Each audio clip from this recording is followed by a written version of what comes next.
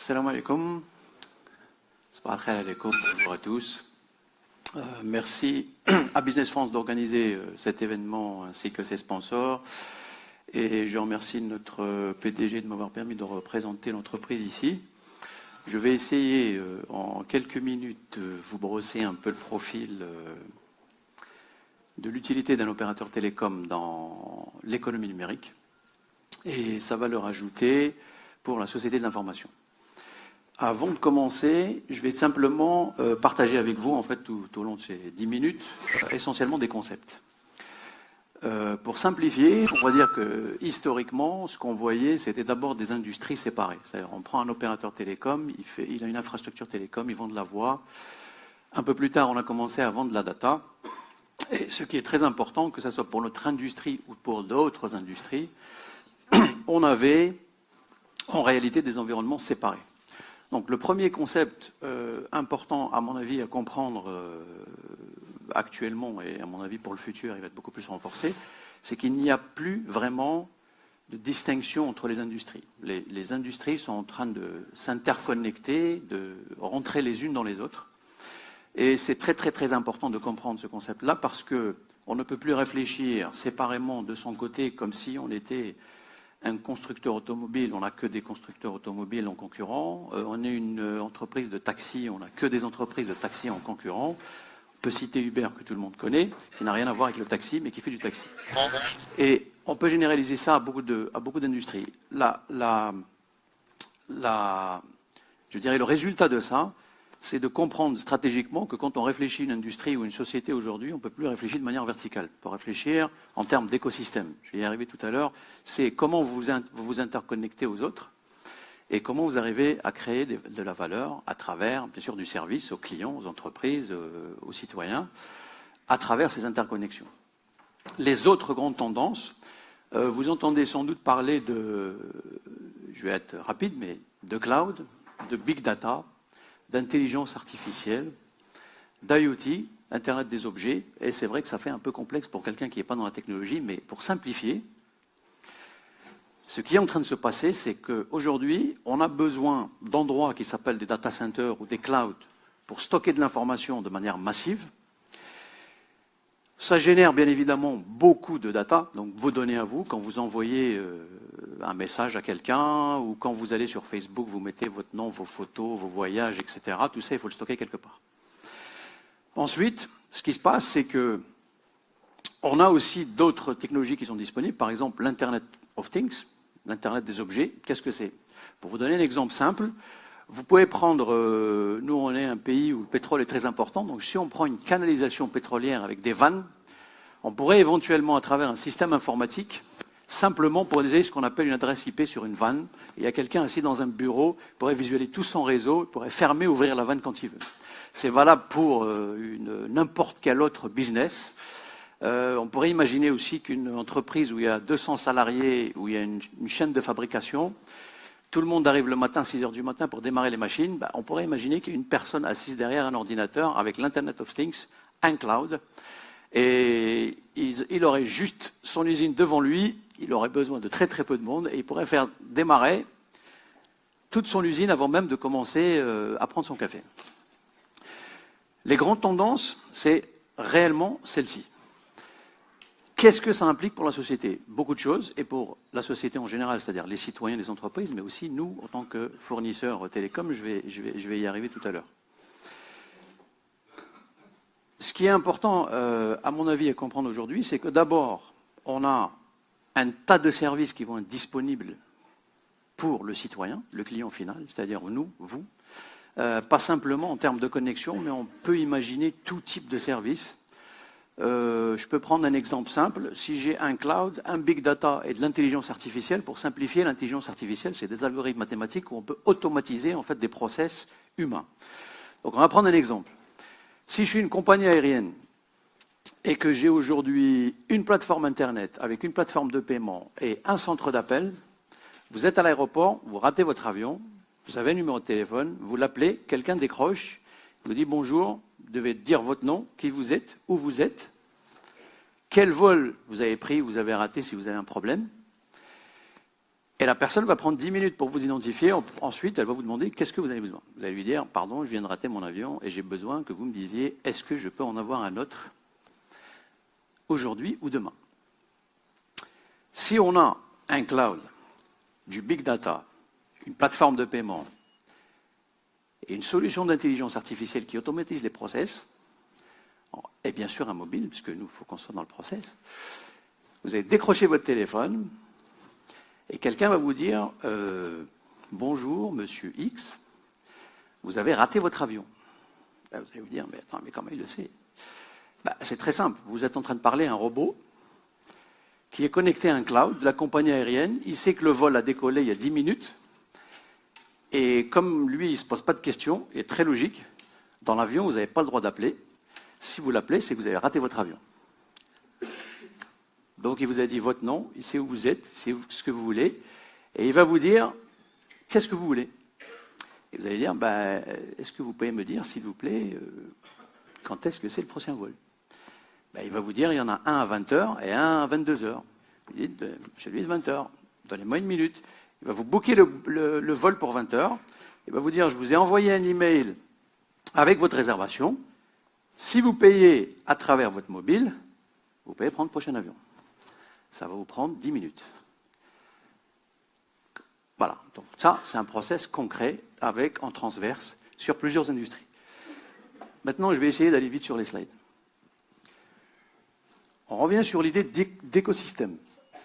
Pourquoi l'idée d'écosystème importante? Tous ceux qui réfléchissent encore leurs industries de manière verticale, à mon avis, sont dépassés.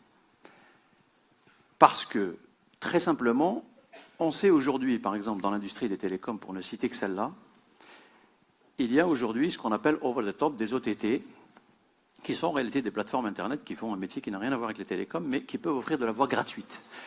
Si nous, opérateurs télécoms, on continue à penser que nos concurrents, c'est toujours des opérateurs télécoms, on a une grande longueur de retard.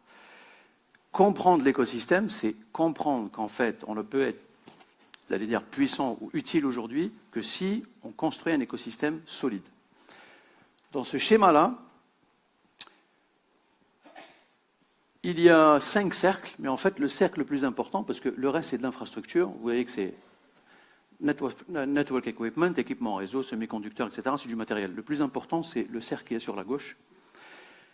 Parce que toutes les technologies que je viens de citer tout à l'heure, pour vous dire l'importance d'un opérateur télécom, c'est que tout ce que j'ai dit tout à l'heure ne peut pas arriver s'il n'y a pas d'infrastructure télécom solide, puissante et bien développée. Parce que ce que j'ai décrit en process rapidement tout à l'heure, il faut quand même qu'il y ait des télécoms derrière pour que ça fonctionne, pour qu'on puisse servir le citoyen et les entreprises. Maintenant, si on arrive sur le cas précis d'un opérateur télécom et son fonctionnement, j'allais dire, hier, on parlait beaucoup de ce qui était utile pour un opérateur télécom, c'est Spectrum, c'est le spectre, c'est toutes les ondes dont on a besoin pour faire fonctionner nos appels. Mais si on veut se projeter un peu dans l'avenir, on va plus parler de data, de données. Donc le contenu va être très important. Les clients, vous, moi, on va avoir besoin de services. Et ces services-là, en fait, pour les gérer, il nous faut quand même, nous, opérateurs télécoms, être capables de gérer toutes ces structures-là, toutes ces données-là. Alors, ce que je vais démontrer ici rapidement, c'est quel est l'impact d'un opérateur télécom dans sa propre transformation, puisque ce que je vous ai dit ne peut se réaliser que si on se transforme, et pour être encore une fois très rapide, parce qu'on a un temps très limité, c'est que nous, on est en train d'opérer, comme beaucoup de gens, ce qu'on appelle la transformation digitale. Et la transformation digitale, c'est tout simplement passer une entreprise qui a l'habitude d'avoir comme rôle principal de transporter de la voix et de la data, à la rendre une entreprise capable d'offrir du service au client. Donc vraiment déjà, l'orienter vers le client, construire les infrastructures qui peuvent aider à ça, mais point très important, c'est que ce slide-là montre que l'industrie télécom, dans sa transformation, crée de la valeur pour elle-même et pour ses clients, mais elle crée de la valeur aussi pour d'autres industries. Et ça, c'est un point extrêmement important. Là, ce qu'on est en train de dire, c'est... Alors, pour être très précis, le trillion que vous voyez ici, ça a été traduit de l'anglais. Donc, juste pour qu'il n'y ait pas de confusion, on parle de 10 trillions, c'est 10 000 milliards de dollars. Juste pour ne pas vous embrouiller, 1000 milliards de dollars, c'est-à-dire 1 trillion, en anglais, on parle de 10 puissance 12. Ça, c'est 10 puissance 13. 10 000 milliards de dollars. Si on veut mettre ça en perspective, pour vous donner un ordre d'idée, lorsqu'il y a eu la crise de 2008, la crise financière de 2008, la Fed, la Banque américaine et la BCE ont fait 3 injections en urgence, à distancer dans le temps, qui étaient entre 6 et 800 milliards de dollars. C'est-à-dire les 3 premières faisaient à peu près 2000 milliards de dollars. C'est 20% de cette valeur-là pour sauver l'économie mondiale. Là, on est en train de parler de 10 000 milliards de dollars créés en top, au-dessus de ce qu'il y a aujourd'hui, c'est-à-dire c'est de la valeur nouvelle dans l'économie, qui va être créée entre 2016 et 2025, comme résultat de la digitalisation des opérateurs télécoms, leur transformation, et aussi permettre à d'autres industries de se transformer. L'impact, alors je ne sais pas si c'est trop petit, mais pour faire simple, on a pris 5 industries clés, l'e-commerce, c'est-à-dire avoir un site internet, être capable de, et une plateforme bien sûr, être capable de vendre des produits. Ensuite, on a pris l'automobile.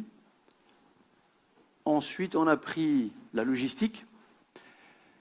Et à la fin, on a les médias et au milieu, l'électricité. Et l'idée, c'est quoi? L'idée, c'est je me transforme en tant qu'opérateur télécom, je deviens beaucoup plus souple, je suis capable d'avoir une infrastructure digitale qui est capable de servir mes propres clients, consommateurs finaux, mais aussi les autres industries et les autres secteurs. Je vous donne un exemple simple. J'étais en train de discuter hier avec une dame qui me disait « Moi, je vends des applications à des gens qui font du retail, de la grande distribution, et j'ai vraiment besoin de vous, opérateurs télécoms, parce que je ne peux pas développer, moi, mes services si l'infrastructure n'est pas bien développée. » Ce qui est en fait très très simple, très rationnel.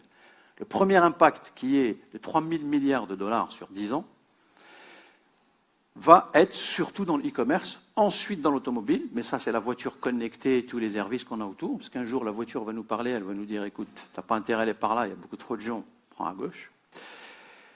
Et on peut généraliser ça à tout le reste.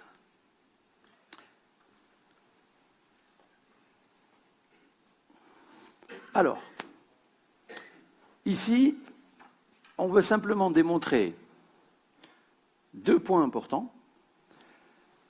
C'est quelle est la valeur créée par la digitalisation ou par la transformation digitale pour un opérateur télécom, c'est-à-dire ce que vous avez la première ligne, value to industry, et ensuite quelle est la valeur pour la société. La deuxième ligne où il y a 873. Ici, on est en train de dire qu'il y a 2000 milliards de dollars, ce qui a servi à peu près à sauver le système financier mondial en 2008, qui vont aussi être créés au-dessus et complètement nouveaux par rapport à ce qu'on a aujourd'hui. Et ils sont générés de quoi? La première ligne, elle est en train de nous dire, j'ai à peu près dans l'industrie des télécoms 1200 milliards nouveaux qui vont être créés parce que les télécoms vont être capables de passer des infrastructures classiques, c'est-à-dire des réseaux télécoms purs, à avoir une infrastructure digitale orientée client, gestion de la data. Et comment je le fais? Je le fais à travers les différentes colonnes. Ça veut dire, la première, c'est Network of the Future, c'est le réseau du futur. Et Beyond the Pipe. Si vous prenez les 2 premiers chiffres qui sont 400 et 650 millions, mais je ne vais pas vous tuer avec les chiffres, l'idée c'est l'essentiel de la valeur qu'on va créer, c'est dans notre capacité à créer les réseaux du futur, qui sont capables de gérer de la donnée et du service, et à mettre au-dessus de la donnée, donc du service client. Le reste, c'est simplement définir un peu la relation avec le client, c'est-à-dire lui donner un environnement ergonomique, agréable, etc. Et le dernier point, il est dans le sens où, entre ce qu'on a aujourd'hui et ce qu'on va avoir demain, il faut qu'on arrive à trouver les bonnes applications et les bons process pour faire le saut et économiser encore à peu près 160 milliards ou générer 160 milliards. La deuxième ligne, elle nous dit quelle est la valeur à la société. Pour être précis, c'est sur les mêmes points, c'est-à-dire si j'améliore mon réseau, si je suis capable d'identifier les applications qui vont m'emmener du monde d'aujourd'hui au monde de demain, si je suis capable d'identifier les bonnes applications pour le client, je vais être capable, ça c'est des chiffres bien sûr mondiaux, de générer 873 milliards. L'idée derrière est très très simple. C'est aujourd'hui, on est à peu près 7 milliards sur Terre. Il y a exactement, s'il n'a pas changé depuis que j'ai vu le chiffre, 3,77 milliards de personnes connectées à Internet. Si on continue de connecter les gens, on va générer naturellement 873 milliards de plus. C'est vrai que c'est du chiffre généré pour les entreprises, mais si les gens se connectent, c'est qu'ils en tirent une certaine valeur. Donc on peut considérer que c'est une valeur service pour eux aussi.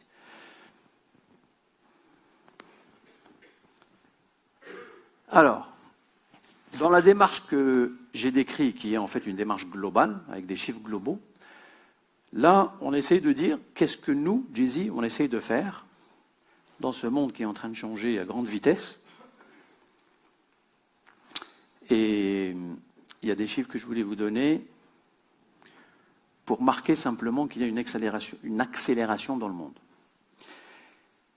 Il faut savoir que tous les ans, la bande passante en capacité, en mégabits par seconde, augmente d'à peu près 20%. Ce qui est absolument énorme. Ça veut dire qu'en moins de 5 ans, entre 4 ans et 4 ans et demi, on double de capacité. Ça veut dire que le transport de data qui est à l'intérieur est vraiment en train de progresser d'une manière exponentielle, vertigineuse.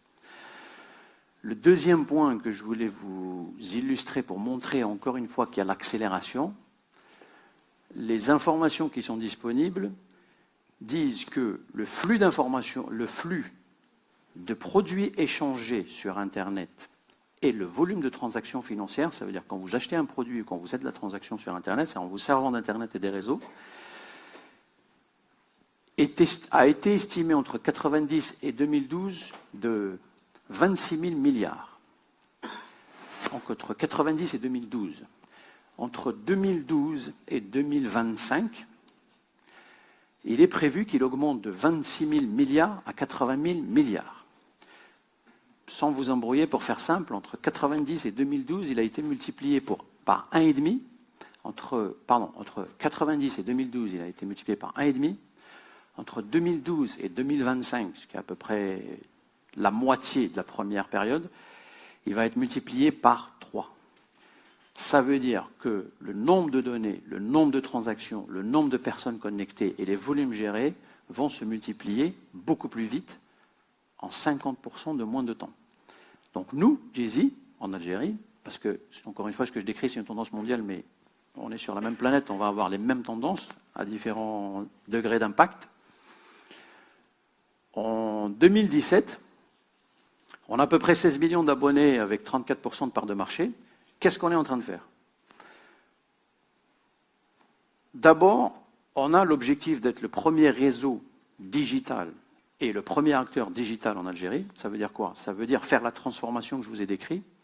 Ça veut dire, en termes concrets, aujourd'hui, être le premier opérateur 4G en Algérie à avoir couvert 10 millions de clients. Et je ne voudrais pas le dire les chiffres de nos concurrents, mais ils sont un peu derrière. Donc on est largement devant. L'idée, c'est qu'on veut se mettre à la première place en développant non seulement les capacités en 4G, mais ce n'est pas suffisant. On est en train de se transformer structurellement à l'intérieur en construisant l'infrastructure du futur, l'infrastructure digitale. Notre focus, c'est meilleur service, c'est orientation client, c'est gestion de la donnée et développement d'un service, et c'est d'être largement, en tout cas c'est ce qu'on espère et c'est pour ça qu'on est en train de travailler, pour être le numéro 1 du digital en Algérie en 2022. Alors, je m'excuse pour l'écriture qui est un peu petite, mais je vais aller vite à l'essentiel en expliquant ce que j'ai écrit. On essaie d'illustrer simplement les deux initiatives stratégiques pour illustrer un peu ce que j'ai dit et notre manière d'aller dans cette tendance-là et de préparer l'avenir. C'est restructurer les systèmes historiques d'architecture et de données, c'est ce que je vous ai dit, au lieu d'investir massivement dans un réseau qui transporte de la voix et de la data, on investit aujourd'hui massivement dans une infrastructure digitale qui est capable de gérer du service et de la data. Et pour donner un chiffre, en tout cas structurel, rapide, Jay-Z, il faut le savoir, et c'est très important, est une entreprise nationale, propriété du FNI, donc du ministère des Finances, donc de l'État algérien, 51%, et a un partenaire majeur qui s'appelle VEON, qui est le 6e groupe de télécommunications mondial avec 250 millions de clients, et qui vient d'investir $1 milliard dans 12 opérations, dont l'Algérie, pour développer justement cette infrastructure digitale qui prépare le futur. Deuxième axe important, c'est on prend des initiatives locales importantes pour avoir de l'impact. C'est on a fait un digiton en interne. Le digiton, c'était le département stratégique qui avait identifié 450 processus à digitaliser. Ce qu'on veut dire par là, c'est qu'il y avait de l'intervention manuelle, du papier, je t'appelle, tu montes au bureau, je t'envoie un email, etc. On a pris 450 process, on ne les a pas encore finis. L'idée, c'est de les automatiser complètement. Vous rentrez dans une plateforme, vous gérez votre process, vous demandez ce que vous voulez, fiche de paye, ce qu'on veut, ça peut être toute la documentation que vous voulez, y compris notre process opérationnel interne. Le digiton, c'était quoi? C'était qu'on avait demandé aux salariés de faire des équipes de 5 à 7 personnes, de choisir un process selon le métier qu'ils font et de proposer une digitalisation. Honnêtement, j'étais impliqué dans cette initiative et honnêtement, les salariés sont sortis avec des trucs incroyables. Et on a vu vraiment des propositions phénoménales en 2 jours. L'autre chose qu'on a faite, c'est avoir un partenariat avec l'ANPT pour créer une application pour aider les startups. L'application s'appelait Winnie pour faciliter le trafic routier ou l'information pour le trafic routier. Ensuite, ce qu'on fait, c'est un focus dans nos activités, en tout cas en Algérie, pour montrer notre engagement d'entreprise nationale et citoyenne. On s'engage dans l'emploi des jeunes, dans le support aux startups, c'est-à-dire tous les jeunes, je dis jeunes ou moins jeunes, salariés ou chômeurs, peu importe, tous ceux qui ont un projet technologique et qui veulent du support. Jay-Z est prêt à les aider. On a financé, on s'est mis en partenariat avec l'École nationale polytechnique. On a un incubateur pour accueillir tous ceux qui veulent entreprendre dans la technologie. Merci beaucoup pour votre temps.